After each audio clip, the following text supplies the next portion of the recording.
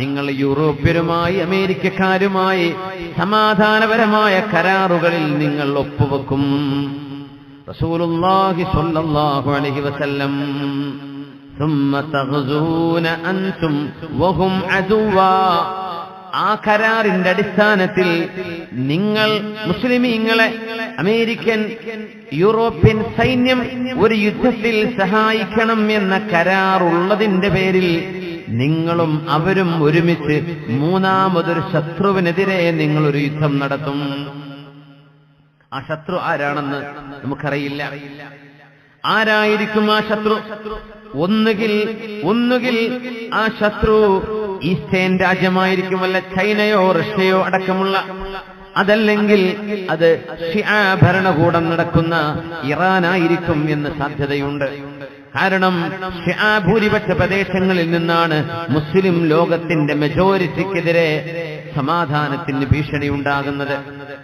ഇന്നതിന്റെ ചുവകൾ കെട്ടുതുടങ്ങുന്നുണ്ട്. Iran അങ്ങോട്ട് ബോംബിട്ടെന്നും ഇങ്ങോട്ട് missile അയച്ചെന്നും ഹൂസികൾ എന്ന് പറയുന്നത് പോലും, യമനിലെ ഹൂസികൾ പോലും ഇറാനിന്റെ സപ്പോർട്ടുമായി പ്രവർത്തിക്കുന്നവരാണെന്ന് മീഡിയകൾ പറയുമ്പോൾ ഇറാനെതിരായിരിക്കുമോ അറബ് സഖ്യസംഘവും യൂറോപ്പ് അമേരിക്കൻ സഖ്യസേനയും ചേർന്ന് നടത്തുന്ന യുദ്ധം ഇറാനെതിരാകുമോ? അല്ലാഹു അലം. അല്ലെങ്കിൽ ഇർഹാബ് എന്ന് പറയുന്ന, തീവ്രവാദം എന്ന് പറയുന്ന, തീവ്രപക്ഷക്കാരെന്ന് പറയുന്ന ഏതെങ്കിലും ഒരു സംഘങ്ങളെ ടാർഗറ്റ് ചെയ്ത് ഏതെങ്കിലും ഒരു രാജ്യത്ത് നിന്ന് തീവ്രവാദം ഉന്മൂലനം ചെയ്യാൻ അറബ് മുസ്ലിം രാജ്യങ്ങളും യൂറോപ്യൻ അമേരിക്കൻ സൈന്യവും ഒത്തുചേർന്ന് നടത്തുന്ന യുദ്ധമായിരിക്കാം. ഈ മൂന്ന് സാധ്യതകളാണ് പണ്ഡിതന്മാർ മുന്നിൽ വെക്കുന്നത്. ഈ ഹദീസ് 21-ാം നൂറ്റാണ്ടിന്റെ രാഷ്ട്രീയ ചുറ്റുപാടുകളിൽ അതിന്റെ വ്യാഖ്യാനങ്ങൾ ഓരോരുത്തർക്കും ആലിമീങ്ങൾ അതിന്റെ ചുറ്റുപാടുകൾക്കനുസരിച്ച് വിവരിച്ചു തരും. അല്ലാഹുവിന്റെ ഹബീബ് പറയട്ടെ, വമാ യൻതിഖു അനിൽ ഹവാ ഇൻ ഹുവ ഇല്ലാ വഹ്യു യൂഹാ. വമാ യൻതിഖു, എന്റെ റസൂൽ പറയുന്നത് മുഴുവനും അനിൽ ഹവാ, അവരുടെ സ്വയ ഇഷ്ടപ്രകാരമല്ല നബി പറയുന്നത്. എന്റെ റസൂൽ പറയുന്നത് ഇൻ ഹുവ ഇല്ലാ വഹ്യു യൂഹാ, അല്ലാഹു നൽകുന്ന വഹ്യല്ലാതെ, അല്ലാഹു ഏഴാകാശങ്ങൾക്കപ്പുറത്തെ അർശിന്റെ ഉടമസ്ഥനായ അല്ലാഹു എന്താണോ ജിബ്രീൽ അലൈഹിസ്സലാമിലൂടെ അവന്റെ പ്രവാചകരോട് പറയാൻ ഉദ്ദേശിക്കുന്നത് അതേ നബി തങ്ങൾ നാവിലൂടെ പറയൂ. നിബിധങ്ങൾ ഉണ്ടാക്കി പറയുന്നവരല്ല. സൂറത്തുൽ ഖലമിൽ അല്ലാഹു വളരെ വ്യക്തമായി പറഞ്ഞു. ഇതൊന്നും ഒരു പ്രവാചകൻ ഒറ്റക്ക് പറയാൻ കഴിയില്ല. ഒരു മനുഷ്യനെ കൊണ്ട് ഒറ്റക്ക് പറയാൻ കഴിയോ? 1400 കൊല്ലം മുമ്പ് ഒരാളൊരു വിഷയം പറയാ, 1400 കൊല്ലം കഴിഞ്ഞിട്ട് സംഭവിക്കുക. നമുക്കിന്ന് ഒരു 100 കൊല്ലം അപ്പുറത്തേക്ക്, 200 കൊല്ലം അപ്പുറത്തേക്ക് എന്ത് സംഭവിക്കുമെന്ന് ആർക്ക് പ്രെഡിക്റ്റ് ചെയ്യാൻ കഴിയും? ആർക്ക് പ്രവചിക്കാൻ കഴിയും? പ്രവചിക്കാമത് ശരിയായി പുലരുമോ? എത്ര പേര് പറഞ്ഞു 2000-ൽ ലോകം അവസാനിക്കുമെന്ന്? ചിലര് പറഞ്ഞു 2012-ൽ. ഒരു ചുക്കും നടന്നില്ലല്ലോ.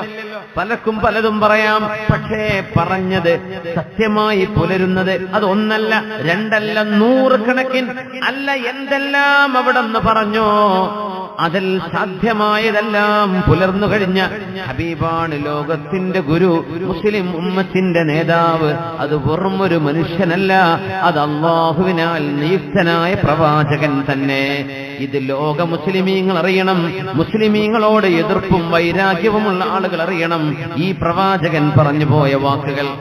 എന്നിട്ട് മനസ്സിലാക്കണം ഇത് സത്യപ്രവാചകനാണോ അല്ലയോ എന്ന്. ആ ഹബീബാണ് നമ്മുടെ റസൂൽ. ഇന്നല്ലാഹ വമലായികതഹു യുസല്ലൂന അലൻ നബിയ്യ് യാ അയ്യുഹല്ലദീന ആമനൂ സല്ലൂ അലൈഹി വസല്ലിമൂ തസ്ലീമാ. ഹബീബിന്റെ മേൽ സ്വലാത്തും സലാമും വർദ്ധിപ്പിക്കുക. ഈ ഹദീസെല്ലാം ഓതുമ്പോൾ ഹബീബിനെ ഒന്ന് കണ്ടെങ്കിൽ എന്ന് കൊതിച്ചു പോകും. ഈ ഹദീസുകൾ കേൾക്കുമ്പോൾ ഹബീബിന്റെ സദസ്സിലൊന്ന് ഇരിക്കാൻ ഭാഗ്യമുണ്ടായെങ്കിൽ എന്ന് കൊതിച്ചു പോകും. ഈ ഹദീസുകൾ അർത്ഥങ്ങളിലൂടെ കടന്നു പോകുമ്പോൾ അല്ലാഹുവിന്റെ ഹബീബിനെ എങ്ങാനും മുമ്പിൽ കിട്ടുകയാണെങ്കിൽ ഹബീബിന്റെ നെറ്റിയിൽ ഉമ്മ വെക്കുമായിരുന്നുവെന്ന് നമ്മുടെ മനസ്സ് പറഞ്ഞു പോവുകയാണ്. 21-ാം നൂറ്റാണ്ടിന്റെ കഥയാണ്. ഈ ഹദീസ് ഒരു 100 കൊല്ലം മുമ്പ് ഹദീസ് പണ്ഡിതന്മാർക്ക് വ്യാഖ്യാനിക്കാൻ പ്രയാസമാണ്. ഒരു 100 കൊല്ലം മുമ്പ് വരെ, 1300 കൊല്ലം മുമ്പ് വരെ, 1300 വർഷം ഈ ഹദീസിന് എങ്ങനെയാണ് വ്യാഖ്യാനം നൽകുക? അറബ് ലോകത്ത് യൂറോപ്യരും അമേരിക്കക്കാരും വരികയോ, ഒട്ടകത്തെ മേച്ചു നടക്കുന്ന ലോകത്തേക്കോ, ഈത്തപ്പന പറിച്ചു നടക്കുന്ന, ഈത്തപ്പഴം പറിച്ചു നടക്കുന്ന ആടുമാടുകളെ മേച്ചു നടക്കുന്ന ആട്ടിടയന്മാരിലേക്ക് എന്തിനമേരിക്കക്കാരനും യൂറോപ്യരും വരണം? നമ്മൾ അങ്ങനെയായിരിക്കും ചിന്തിക്കുക. എന്നാൽ ഹദീസ് പണ്ഡിതന്മാർ അവർക്ക് മനസ്സിലായതും മനസ്സിലാവാത്തതും എല്ലാം രേഖപ്പെടുത്തി കളയും. അതാണ് ഹദീസിന്റെ അത്ഭുതം. ഹദീസ് പണ്ഡിതന്മാർ ഒരിക്കലെങ്കിലും ആലോചിക്കുകയാണെന്ന് സങ്കല്പിക്കുക.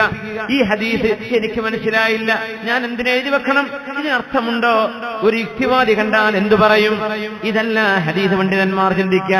സ്വഹീഹായ സനദിലൂടെ, സത്യസന്ധമായ സനദിലൂടെ ഒരു ഹദീസ് നബി തങ്ങൾ പറഞ്ഞതാണെന്ന് തെളിഞ്ഞു കഴിഞ്ഞാൽ ഏതെങ്കിലും തലമുറകൾക്ക് മനസ്സിലാവും. അതിനർത്ഥം നമ്മൾ എഴുതി വെക്കാം.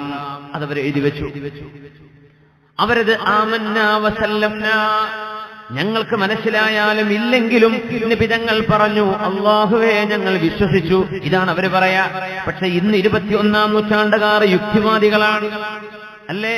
മുസ്ലിമീങ്ങളിൽ ചില ആളുകൾ പോലും യുക്തിവാദ ചിന്തകൾ തലയിൽ കയറിയവരാണ്. അവർക്ക് തെളിവിന്റെ മാമലകൾ വെച്ചുകൊടുത്താൽ പോലും ഇത് മാരണം, ഇത് മാജിക് ആണെന്ന് പണ്ട് പറഞ്ഞ പോലെ ഇന്ന് പറയുന്നവർ, അവരുടെ മുമ്പിലാണ് ഈ ഹദീസുകൾ പച്ചയായ ഇന്നത്തെ രാഷ്ട്രീയ ചുറ്റുപാടുകളിൽ, ആഗോള രാഷ്ട്രീയ ചുറ്റുപാടുകളിൽ നമ്മൾ വ്യാഖ്യാനിക്കുമ്പോൾ എത്ര മനോഹരമാണ് അല്ലാഹുവിന്റെ റസൂല് പറഞ്ഞു പോയത്. നിങ്ങളും യൂറോപ്യരും അമേരിക്കക്കാരും സൈനിക ഉടമ്പടികളിൽ ഒപ്പുവെക്കും, സമാധാനപരമായ ഒപ്പുവെക്കൽ. അങ്ങനെ നിങ്ങളും യൂറോപ്യൻ സൈന്യവും, ആ ഒരു സഖ്യ സൈന്യം നിങ്ങളുടെ ഒരു പൊതുശത്രുവിനെതിരെ, ആ ശത്രു മുസ്ലിമിന്റെ ശത്രുവാണ്, അമേരിക്കൻ യൂറോപ്യൻ സൈന്യത്തിന്റെയും ശത്രുവാണ്, അവർക്കെതിരിൽ നിങ്ങൾ പോരാടും. അല്ലാഹുവിന്റെ റസൂൽ സ്വല്ലല്ലാഹു അലൈഹി വസല്ലം തങ്ങൾ പറഞ്ഞു, ഫതുൻസറൂൻ, നിങ്ങൾ ജയിക്കും, വതഗ്നമൂൻ, ആ രാജ്യത്തെ ഒരുപാട് വിഭവങ്ങൾ നിങ്ങളുടെ കൈകളിലേക്ക് വരും, വതസ്ലമൂൻ, നിങ്ങൾക്കൊരു പ്രയാസവും വരാതെ നിങ്ങൾ ആ യുദ്ധത്തിൽ രക്ഷപ്പെടും. ആ യുദ്ധത്തിന്റെ പേരാണ് ഹർമജുദൂൻ എന്ന് പറയുന്നത്. കഴിഞ്ഞിട്ടില്ല. അല്ലാഹുവിന്റെ റസൂല് പറയുന്നു, ثم تنصرفون حتى تنزلوا بمرج ذي تلول. സുബ്ഹാനല്ലാഹ് എന്ന് പറയാതിരിക്കാൻ കഴിയില്ല. യുദ്ധം നടക്കുന്ന സ്ഥലത്തിന്റെ രൂപമാണ് നബി തങ്ങൾ പറയുന്നത്. ثم تنصرفون, ആ യുദ്ധം കഴിഞ്ഞ് നിങ്ങൾ പിരിഞ്ഞു പോകും. حتى تنزلوا بمرج ذي تلول, നല്ല പച്ചപ്പുള്ള ഒരു നാട്ടിൽ, ഒരു പ്രദേശത്ത്, ذي تلول, നല്ല പച്ച കുന്നുകളുള്ള ഒരു പ്രദേശത്ത് നിങ്ങളുടെ സൈന്യവും യൂറോപ്യൻ സൈന്യവും സംഭടിക്കും. നിങ്ങളും അവരും സംഭടിക്കും. ആ സ്ഥലം എന്താണ്? പച്ചപ്പുള്ള സ്ഥലം. അറേബ്യയല്ല, അറബ് രാജ്യമല്ല, ഏതെങ്കിലും പച്ചപ്പുള്ള രാജ്യം. അല്ലാഹു ആലം, യൂറോപ്യൻ രാജ്യങ്ങളിലൂടെ യാത്ര ചെയ്തവർക്കറിയാം, അവിടെ പച്ച നിറഞ്ഞ തിലാലുകളാണ്. വളരെ മനോഹരമായ ഗ്രീൻ ഹിൽസുകൾ, മനോഹരമായ കുന്നുകൾ, പച്ചക്കുന്നുകൾ. ഇത് യൂറോപ്പിന്റെ പ്രത്യേകതയാണ്. നല്ല വെള്ളവും പച്ചപ്പുമുള്ള ذي تلول, നല്ല കൊച്ചു കൊച്ചു മനോഹരമായ പച്ചക്കുന്നുകളുള്ള ഒരു സ്ഥലത്ത്, അവിടെയാണ് ഈ സൈന്യത്തിന്റെ ക്യാമ്പിംഗ് ഉണ്ടാവുക. അല്ലാഹുവിന്റെ റസൂൽ ആ പ്രദേശത്തിന്റെ ഫിസിക്കൽ ഡിസ്ക്രിപ്ഷനാണ് നൽകുന്നത്, അവിടുത്തെ പ്രത്യേകത. എന്നിട്ടെന്തു പറഞ്ഞു? ഹബീബായ നബി തങ്ങൾ പറയുന്നു, ഫയർഫഉ റജുലുൻ മിൻ അഹ്ലിസ് സ്വലീബി സ്വലീബഹു, ക്രിസ്ത്യാനികളായ ആളുകൾ യൂറോപ്യൻ സൈന്യത്തിലുണ്ട്. അവരിൽ നിന്ന് ഒരാൾ ഒരു കുരിശിങ്ങനെ ഉയർത്തിപ്പിടിക്കും. കാരണം മുസ്ലിമീങ്ങൾ അതുപോലെ യൂറോപ്യൻ അമേരിക്കൻ സഖ്യസൈന്യവും ഒരു പൊതുശത്രുവിനെതിരെ പോരാടി ജയിച്ചതിന്റെ ആഹ്ലാദ പ്രകടനം ഒരു പാർട്ടി നടക്കുകയാണ് ഇവിടെ. ആ സമയത്ത് സൈന്യത്തിൽപ്പെട്ട ഒരാൾ, മുസ്ലിമല്ല, യൂറോപ്യൻ അമേരിക്കൻ സൈന്യത്തിൽപ്പെട്ട ഒരാൾ ഒരു വലിയൊരു കുരിശ് കൊണ്ടുവന്ന് ഉറക്കെ പിടിച്ചിട്ട് പറയും, ഗലബ സ്വലീബ്, ഈ കുരിശ് കൊണ്ടാണ് നമുക്ക് വിജയമുണ്ടായത്. അതിൽപ്പെട്ട ഏതോ ഒരു ഫനാറ്റിക്, ഒരു തീവ്രമായ മതവിശ്വാസി, തീവ്രമായ ക്രിസ്തീയ മതത്തിൽ വിശ്വസിക്കുന്ന തീവ്ര സ്വഭാവക്കാരനായ ഒരാൾ ഈ സഖ്യസേനകൾ ഒരുമിച്ച് ചെയ്ത് നടത്തിയ യുദ്ധത്തിൽ വിജയം കണ്ടത് കുരിശിന്റെ പിന്നിലാണ്, കുരിശുകൊണ്ടാണ്, കുരിശാണതിന് കാരണം എന്ന് പറയും. മിനൽ മുസ്ലിമീൻ, അത് കാണുമ്പോൾ മുസ്ലിം സൈന്യത്തിൽപ്പെട്ട ഒരാൾക്ക് വല്ലാത്ത ദേഷ്യം വരും. കാരണം മുസ്ലിമീങ്ങളാരും ഇസ്ലാമിന്റെ കൊടി അവിടെ ഉയർത്തുന്നില്ല. സഖ്യസൈന്യമാണ്. ഈ സൈന്യത്തിൽ മുസ്ലിമീങ്ങളുണ്ട്, അമുസ്ലിമീങ്ങളുണ്ട്. പക്ഷേ ഒരു കരാറിന്റെ അടിസ്ഥാനത്തിൽ സൈനികമായ അതുപോലെ ആയുധപരമായ ഇടപാടുകളിൽ ചെയ്ത കരാറിന്റെ അടിസ്ഥാനത്തിലാണ് യൂറോപ്യൻ അമേരിക്കൻ സൈന്യം മുസ്ലിം സൈന്യത്തിന്റെ കൂടെ കൂടിയത്, മതത്തിന്റെ പേരിലല്ല. അവിടെയാണ് ഒരാൾ ഒരു മതത്തിന്റെ ചിഹ്നം അവിടെ ഉയർത്തി കാണിക്കുകയും കുരിശുയർത്തിപ്പിടിക്കുകയും കുരിശുകൊണ്ടാണ് വിജയിച്ചതെന്ന് അവകാശവാദം ഉന്നയിക്കുകയും ചെയ്യുമ്പോൾ ഫയഖൂമു ഇലൈഹി ഫയദ്ഫഉഹു, ആ മുസ്ലിമായ മനുഷ്യൻ വന്നിട്ട് ആ കുരിശ് പിടിച്ച മനുഷ്യനെ, കുരിശ് പിടിച്ച് അവകാശവാദം ഉന്നയിച്ച മനുഷ്യനെ പിടിച്ച് തള്ളും. വേറെ റിവായത്തിൽ വന്നത് ഫയഖ്തുലുഹു, അയാൾ അവിടെ വധിക്കപ്പെടും. ഫഇൻദദാലിക യഗ്ദിറുർ റൂം, ആ ക്രിസ്ത്യാനിയായ മനുഷ്യന്റെ മരണം സംഭവിക്കുന്നതോടുകൂടെ തന്നെ റോമൻ സൈന്യം നിങ്ങളുമായുള്ള കരാർ പൊളിക്കുകയും നിങ്ങളെ വഞ്ചിക്കുകയും ചെയ്യുമെന്ന് ഹബീബുനാ റസൂലുള്ളാഹ്.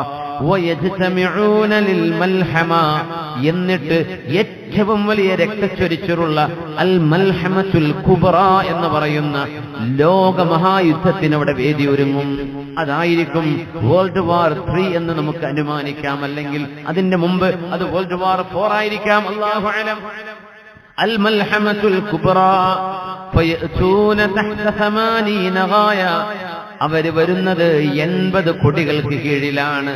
അവരുടെ കൊടി 80 കൊടികളുണ്ടവർക്ക് സൈന്യത്തിന്. ഓരോ ബറ്റാലിയന്റെ കീഴെയും ഓരോ കൊടിക്ക് കീഴെയും തഹ്ത കുല്ലി റായത്തിൻ 12,000 സൈന്യം ഓരോ കൊടിക്ക് കീഴിലുണ്ട്.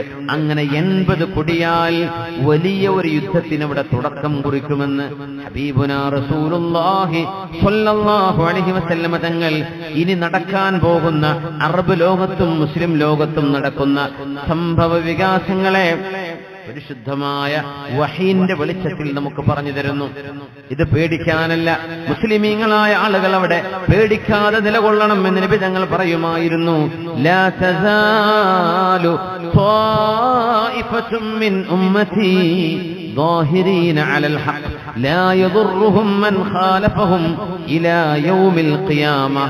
ലോകാവസാനം വരെ എന്റെ ഉമ്മത്തിലെ ഒരു വിഭാഗം ആളുകൾ ആരെന്ത് പേടിപ്പിച്ചാലും പേടിക്കാതെ, ആരെന്ത് പ്രകോപനങ്ങൾ ചെയ്താലും പ്രകോപനങ്ങൾക്കും അടിമകളാവാതെ സത്യത്തിന്റെ മാർഗത്തിൽ നെഞ്ചൊടുപ്പോടെ തലയുയർത്തി നിൽക്കുന്ന ഒരു വിഭാഗം എന്റെ ഉമ്മത്തിൽ ഖിയാമത്ത് നാൾ വരെ ഉണ്ടായിരിക്കും. ആരെന്ത് ചെയ്താലും അവരുടെ ഈമാൻ ഇളകുകയില്ല, അവർക്കൊരു പ്രയാസവും വരികയില്ല. ആ വിശ്വാസികളെ മുഴുവനും ഏറ്റെടുക്കാൻ കാലത്തിന്റെ യുഗപുരുഷൻ ഇമാമുന മഹ്ദി റളിയല്ലാഹു അൻഹു ഏറ്റെടുക്കാൻ വരുന്നതുവരെ അവരാർക്കും ഒരു പ്രയാസവും വരില്ല. അതുകൊണ്ട് നിങ്ങളാണ് ഉത്തമർ, നിങ്ങളാണ് അൻതുമുൽ അഅലൗൻ വ അൻതുമുൽ അഅലൗന ഇൻ കുൻതും മുഅ്മിനീൻ. നിങ്ങളാണോ ഈമാനുള്ളവരെങ്കിൽ ഇതാ നിങ്ങൾക്ക് വിജയമുണ്ട്. നിങ്ങളെ പരാജയപ്പെടുത്താൻ, നിങ്ങളിലെ ആണുങ്ങളെയോ പെണ്ണുങ്ങളെയോ വിഷമിപ്പിക്കാൻ ഒരു ശക്തിക്കും സാധ്യമല്ല. അതുകൊണ്ട് അല്ലാഹുവിൽ ഉറച്ചു വിശ്വസിക്കുക.